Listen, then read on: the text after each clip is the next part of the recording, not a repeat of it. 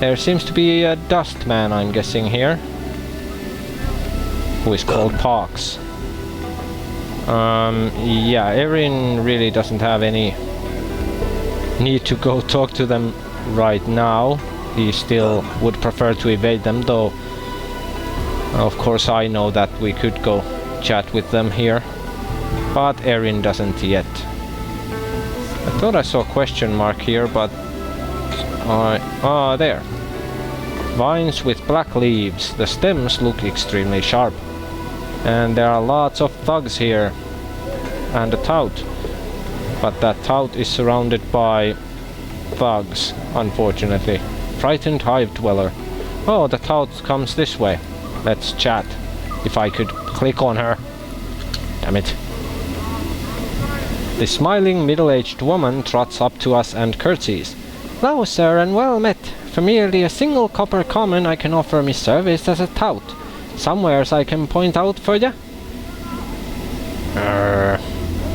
Sure, here's a copper piece. The woman palms the coin and curtsies. This part of the hive has gates leading west and south. Locations of note include the mortuary, the gathering dust bar, the Dustman Memorial, and the mausoleum. I'd also recommend you stay away from a particular alley that leads southwest. 'Tis full of dangerous thugs. Interesting. Well, we know where the mortuary is, so no point asking that. We know the gathering dust bar. Where's this memorial? Towards the middle of the northern half of this area. 'Tis a walled courtyard of sorts, with an open archway in each wall. There's usually a gaggle of dustmen mourning near the southeast entrance to the place. Yeah, I think it's actually this one here that we're right next to. Okay, what about the mausoleum? The mausoleum's in the northwest corner of this area. Big old square tower-looking building it is. Well, that's all I wish to know. Farewell.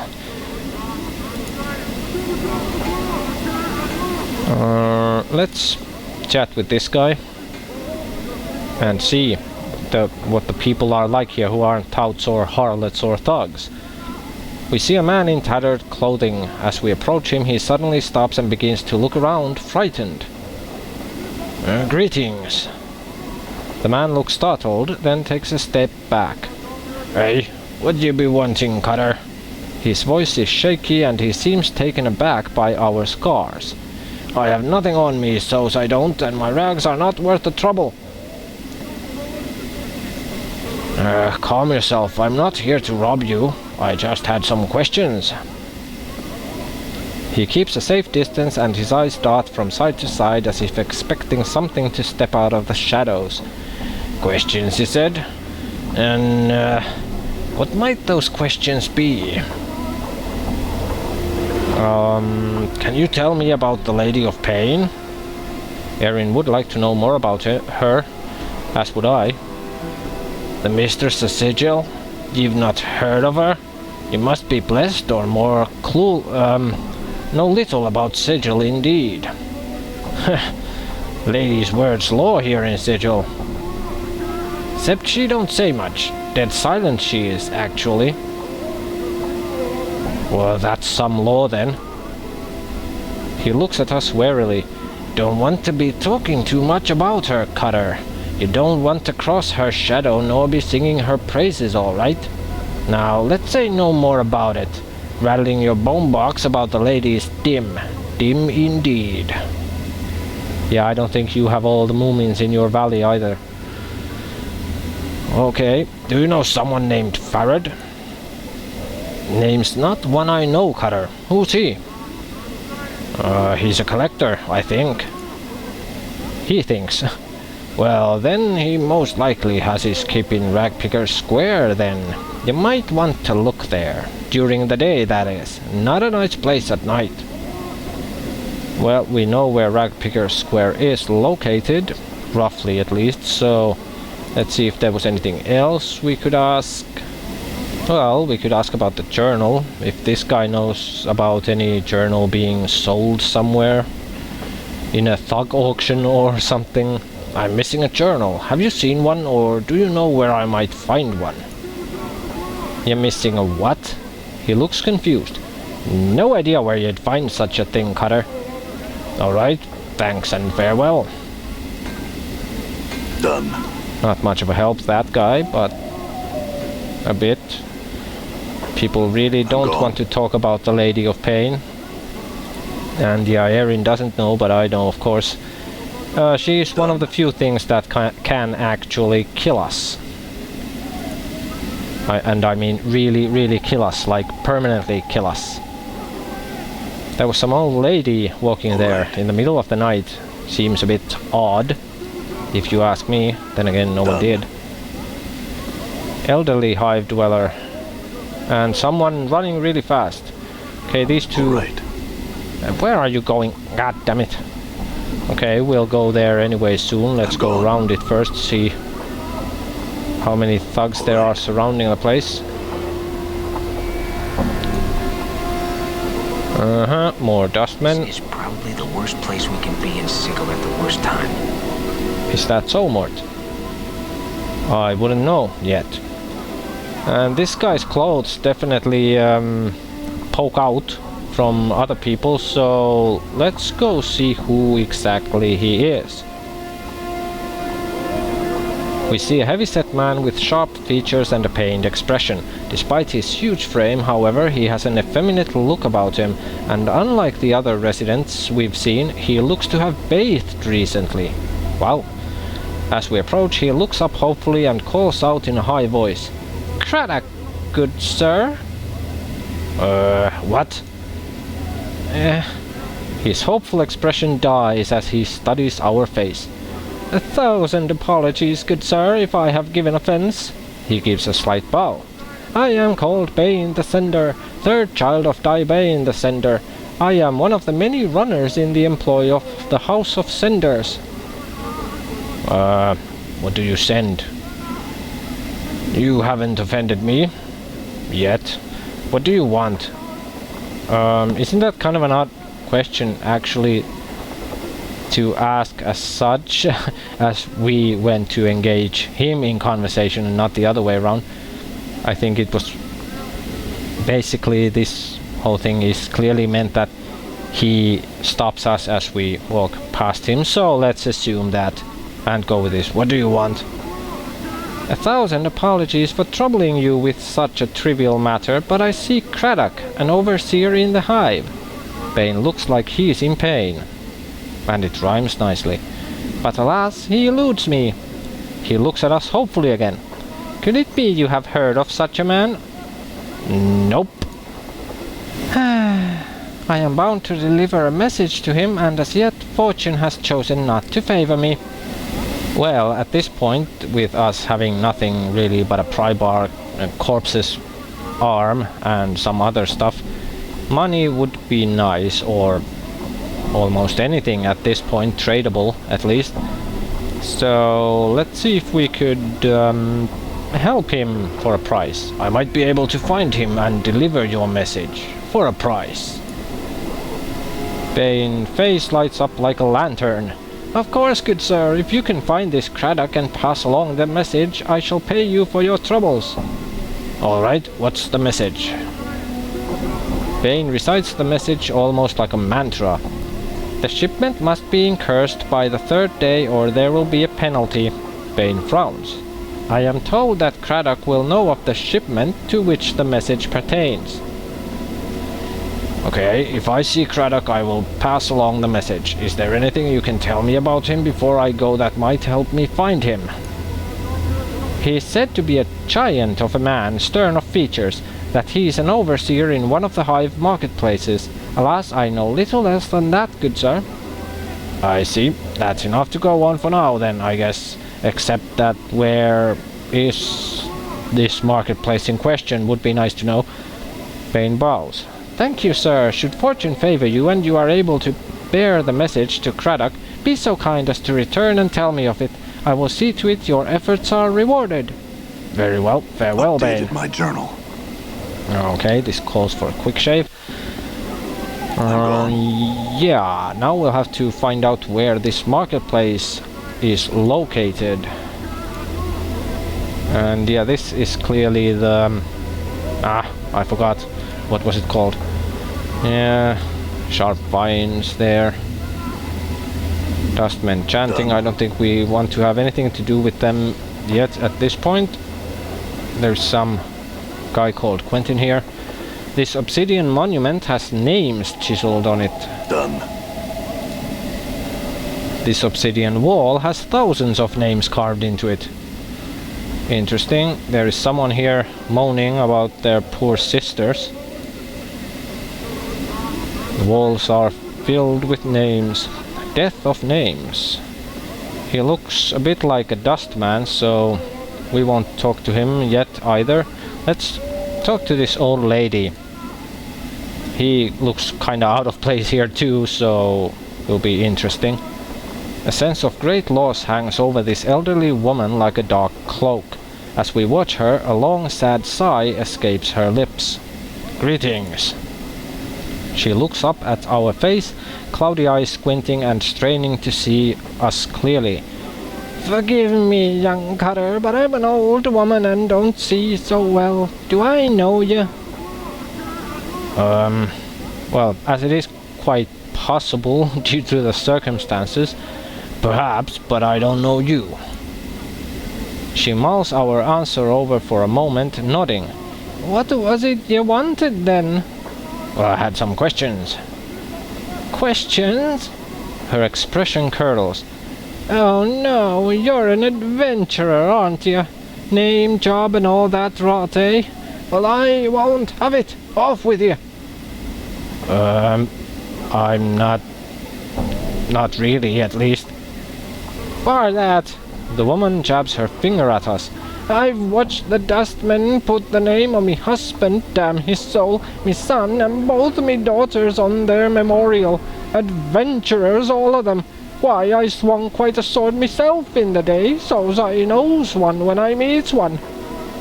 You clearly do not, old bat.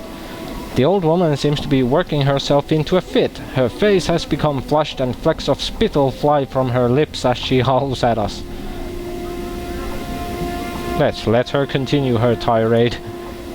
I'll bet you've got all sorts of barmy questions. She mimics our heroic stance. Greetings, I have some questions. Can you tell me about this place? Who's the Lady of Pain? I'm looking for the magic girdle of Swank Iron. Have you seen it? Do you know where a portal to the 2817th plane of the abyss might be? Do you know where the holy flaming frostbrand gronk slaying vorpal hammer or wounding and returning and shooting lightning out of your bum is? She spits. Dang all of it. Only gets you in the dead book. I ought to kick you in the shins for even pestering a poor old woman about it all. Now go away and leave me in peace. I guess we shall. Wow, some nut job. Nice imitation of your traditional adventurers, though, I have to admit. Have to give credit where credit is due. Let's chat with Mr. Tarantino. The man before us looks to be middle of height and years. He is stout with a thick bullish neck and his shoulders are hunched as if a great weight was pressing upon them. He wears an impatient look as he stares at the black monolith in front of him. Greetings. Would be interesting to find out what exactly these names are. I'm guessing dead people, but the man throws us a glance. There's room, Cutter. No need to ask my leave to stand here. Well, actually, I wanted to know what this monolith was. It's a tombstone for the plains. He scoffs. Graveyards of names are scratched on that rock. Can only hope my name's the one that'll split this stone in twain. He points at the base of the monolith. Quentin, right there, hammered in just hard enough to send the damn thing crashing down. Good tombstone for the plains? Do you mean for all plains? Aye. Quentin smiles ruefully. The Dusty scratched the names of the dead on this monument here. He gestures around him. And on the walls of this place. Not enough space by my reckoning, but no matter. They do their best. Can barely read half the names. Well, what are you doing here? Reading the new arrivals. Try and find a new one every day. Try and remember if I knew him. Nothing more. You should seriously consider a new hobby. Dude. The dustmen record the names of all that have died on this monument. Aye, they scratch them on this rock and scratch them on the walls in this place too. Quentin scoffs again. I don't know why they take the trouble to take a counting of the dead. The Dusties have more care for the living. The living? Aye, you know about the dustmen mourners that come to this place? Nope. They aren't mourning the dead, see? They're mourning the living. You can barely get a word in them edgewise without them asking to mourn some poor living Burke for you. Okay. Why do they mourn the living?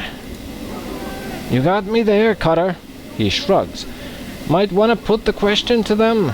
Seems to me the dead are thrice worth the pity of any poor soul living in this pit. He nods at the monument. Every name on there is blessed in my book, it is. I ever know anybody who came back after their name was put on there? Here, there, whatever. You mean come back from death? He shakes his head. Not a one, Cutter. Everything that lives dies, and that's the way of things. Yep, knowledge is power. He shrugs. Still, considering the planes go on forever and all, I suppose anything's possible. That's what I always say, keep an open mind. Yeah, right. I suppose so. Say, I had some other questions for you. No harm in asking, Cutter. Okay, and only the same questions. I see. It's good that there's no harm in asking. Thanks. I guess we should talk to the Dustman, probably. Now we at least have a reason to do that. But let's talk to this person here. I'm not entirely sure if that's female or male. Can't really tell. Now I can. This woman's face looks broken and she is covered in scars. They look like bite marks and fingernail cuts. She is cradling the shreds of several rags in her hands and is staring emptily at the wall of the monument, at the names there. Greetings, fair lady. Psst, get you back. The woman's teeth feel... I can almost talk again today. The woman's teeth peel back, displaying a row of black canines. What you want of Sevtai? Okay, I'm actually now wondering if this person is a Yuan-Ti. The hissing would and the name would kinda hint to that. So as Erin can't tell yet, but it seems that it could be. Erin now has goosebumps and he is a bit wary. What's the matter? What's wrong? Those Chaos Men wrecked my cart, attacked me and killed 3 of my sisters who tried to stop them. Not sisters anymore. Now there's nothing but names on this memorial wall. Chaos Men? Chaos Men, a faction, they says. What they are is an adult bunch that runs wild through the Hive and does whatever they please. We never did no harm to them. Then they lope in like dogs and tear apart anything within their reach. Uh-huh. New faction. I don't remember these guys, actually. I'm not sure if they have much in common with the anarchists, even though the name would suggest that, but... Who are these Chaos Men who attacked you? They're a Hiver gang, a bunch of adult sods that call themselves the starved dogs barking or some such barmy nonsense. Well, this is something Erin will have to ponder a bit, as we don't really know anything about the Chaos Men. We don't know their motives for doing this, if there was any or anything of the sort, so for now we won't offer to take care of the matter or anything like that. I'll keep an eye out for them. I mourn your loss. Farewell. Done. For now that will do. Erin will have to ponder on this thing a bit, and we will leave it at that, so Erin will have time to ponder. Let's overwrite that one. And yeah, when we return, Erin will make a decision about that, and we will also probably talk to Death of Names. to find out more about why do the Dustmen do this, and so on and so forth. So until next time.